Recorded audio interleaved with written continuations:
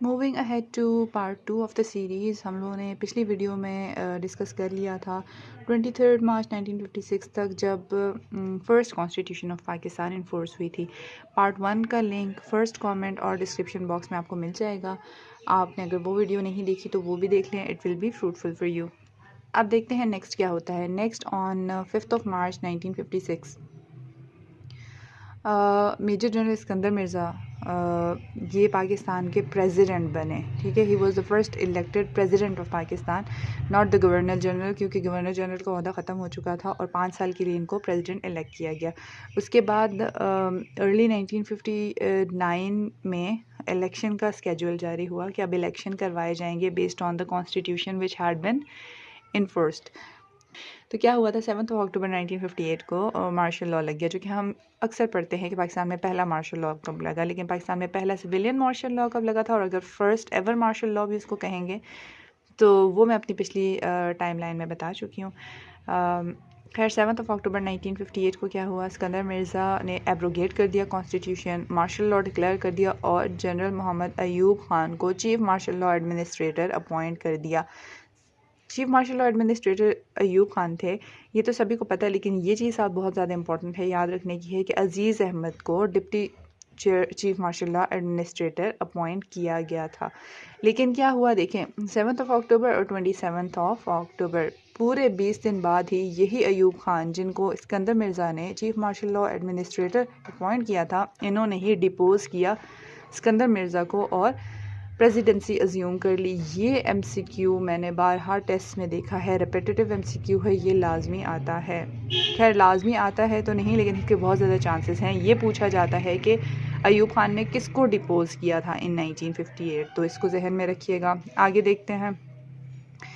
अब 1960 में क्या होता है, 1960 17 फरवरी को अयूब खान ने अपॉइंट किया था कॉन्स्टिट्यूशन कमीशन। ठीक है, Ayub Khan constitution commission appoint करते हैं, जाहिर सी बात है उसका काम फिर कॉन्स्टिट्यूशन मेकिंग होगा। कॉन्स्टिट्यूशन कमीशन 29 अप्रैल 1961 को अपनी सबमिट करता है report to the government. 1 March 1962 को हमारा 1962 वाला कॉन्स्टिट्यूशन प्रोमलगेट होता है। 28 मार्च 1962 को उस कॉन्स्टिट्यूशन के अकॉर्डिंग जनरल इलेक्शंस होते हैं और उसी से अगले दिन वुमेन कोटा के इलेक्शंस अलग से होते हैं। उसके बाद 8 जून 1962 को पहला सेशन होता है इस थर्ड नेशनल असम्बली का, क्योंकि अब जो नेशनल असम्बली बनती है अंडर दिस कॉन्स्टिट्यूशन वो third national assembly of Pakistan होती है और इसका पहला सेशन होता है ऑन 8 जून 1962 इन अयूब हाल रावलपिंडी। इस कॉन्स्टिट्यूशन की एक अचीवमेंट जो कि यहाँ मेंशन करनी ज़रूरी है वो ये है कि इस कॉन्स्टिट्यूशन के under political parties act 1962 approve हुआ था। उसके बाद 6 सितंबर 1965 को आर्टिकल 30 के अंडर एमरजेंसी प्रोक्लेम हो जाती है, क्योंकि वॉर विद इंडिया स्टार्ट हो जाती है। और 25 March 1969 again this indicates martial law. Ayub Khan फिर से कॉन्स्टिट्यूशन ऑफ 1962 को एब्रोगेट करते हैं और याह्या खान को पावर दे के ओहदे से हट जाते हैं। अब अयूब का दौर अगर हम देखें तो it was more than a decade, और अयूब खान, क्योंकि अयूब खान की मुखालिफत बहुत ज़्यादा हो गई थी पब्लिक में, तो अयूब खान ने फिर कॉन्स्टिट्यूशन को एब्रोगेट किया और इसके पीछे रीजंस कुछ 1965 की वॉर भी थी, कुछ और एडमिनिस्ट्रेटिव रीजंस भी थे, कुछ जो मुखालिफत स्टार्ट हो गई थी बहुत ज़्यादा पब्लिक स्फेयर के अंदर और इंस्टीट्यूशंस में, उसकी वजह से अयूब खान ने दोबारा से कॉन्स्टिट्यूशन एब्रोगेट करके याह्या खान को पावर हैंड ओवर की।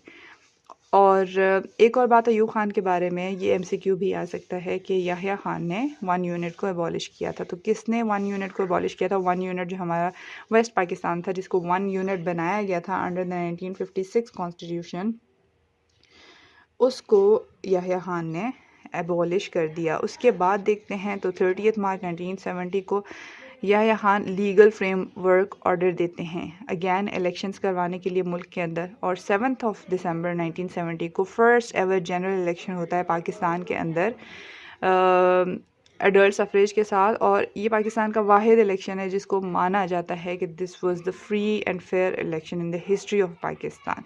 लेकिन फ्री और फेयर इलेक्शन तो होता है, लेकिन इसकी हिस्ट्री कुछ इतनी लेकिन इसका आउटकम कुछ इतना डिज़ास्ट्रस होता है कि वो हमसे ईस्ट पाकिस्तान को ही लेके अलग हो जाता है। कुछ इसके रिजल्ट्स अगर मैं आपको बताऊँ तो टोटल 313 सीट्स में से अवामी लीग को 160 सीट्स मिली थी 162 में से, और पीपीपी को वेस्ट पाकिस्तान के अंदर 80 सीट्स मिली थी आउट ऑफ 144। ना अवामी लीग को वेस्ट पाकिस्तान में कोई सीट मिली थी, ना पीपीपी को ईस्ट पाकिस्तान में कोई सीट मिली थी, यानी कि ये अलग अलग दोनों विंग्स की जमातें थी, पूरे पाकिस्तान को रिप्रेजेंट नहीं कर रही थी। खैर इवेंचुअली अवामी लीग और फिर शेख मुजीब रहमान का 6 पॉइंट्स फार्मूला जो कि उन्होंने पहले से दे दिया था, लेकिन उस पर स्टक रहना, और फिर उसके बाद अवाम का भी उठ खड़े होना जब उनको ये नज़र आया कि अवामी लीग जो कि इलेक्शन जीती है और जिसकी लेजिटिमेट गवर्नमेंट बन रही है, लेकिन जुल्फ़िकार अली भुट्टो की मुखालिफत और कुछ याह्या खान की मुखालिफत की वजह से इवेंचुअली दिसंबर 16 1971 को बांग्लादेश हमसे सेपरेट हो जाता है, बंगाल हमसे सेपरेट होकर बांग्लादेश बन जाता है। उसी के 4 दिन बाद Zulfikar Ali Bhutto as president oath लेते हैं। अब Zulfikar Ali Bhutto is the only person जो कि हमारे प्रेसिडेंट भी रहे और प्राइम मिनिस्टर भी रहे, and he was also the first civil martial law administrator. ठीक है, उसके बाद अप्रैल 14, क्योंकि मार्शल लॉ तो अभी भी था, लगा हुआ था, इलेक्शन तो नहीं हुए थे, तो अब उसके बाद क्या होता है, अब इसके बाद first session of national assembly होती है, और ये स्टेट बैंक बिल्डिंग इस्लामाबाद में होता है ये सेशन ऑन 14 अप्रैल 1972। फिर 17 अप्रैल 1972 को इंटरिम कॉन्स्टिट्यूशन बनता है जिसको नेशनल असेंबली अडॉप्ट कर लेती है, और उसके अंडर एक कॉन्स्टिट्यूशन कमेटी बनती है कि अब नया कॉन्स्टिट्यूशन बनाया जाए। 31 दिसंबर 1972 को ये ड्राफ्ट कॉन्स्टिट्यूशन प्रेजेंट होता है टू द कमेटी। यही जो मैंने आपको बताई थी 4 डेट्स हर एक कॉन्स्टिट्यूशन के साथ एसोसिएटेड है। 1956 के कॉन्स्टिट्यूशन की मैं आपको पिछली वीडियो में बता चुकी हूँ। 1962 का कॉन्स्टिट्यूशन जो कि प्रेसिडेंशियल कॉन्स्टिट्यूशन था, तो उसकी इस तरह से नहीं थी ये डेट्स, लेकिन 73 के कॉन्स्टिट्यूशन के लिए 31 दिसंबर 1972 को ड्राफ्ट कॉन्स्टिट्यूशन कमेटी को प्रेजेंट हुआ। अगले साल 10 अप्रैल 1973 को यूनानिमसली असम्बली ने इसको पास किया। 12 अप्रैल को 1973 इसको ऑथेंटिकेट कर दिया प्रेसिडेंट ने, यानी प्रेसिडेंट ने भी अप्रूव कर दिया, और 14 अगस्त 1973 को फाइनली हमारा अब वाला आइन प्रोमलगेट हुआ, और इसको constitution of Islamic Republic of Pakistan कहते हैं। इस कॉन्स्टिट्यूशन में अब तक 26 अमेंडमेंट्स हो चुकी हैं। अब भी हमारी कॉन्स्टिट्यूशनल हिस्ट्री कंप्लीट तो नहीं हुई, क्योंकि इसके बाद भी मार्शल लॉज लगे, और इवन 1990s वाली जो डेकेड है उसको लॉस्ट डेकेड कहा जाता है, क्योंकि उसमें बहुत ज़्यादा गवर्नमेंट्स का चेंज होना।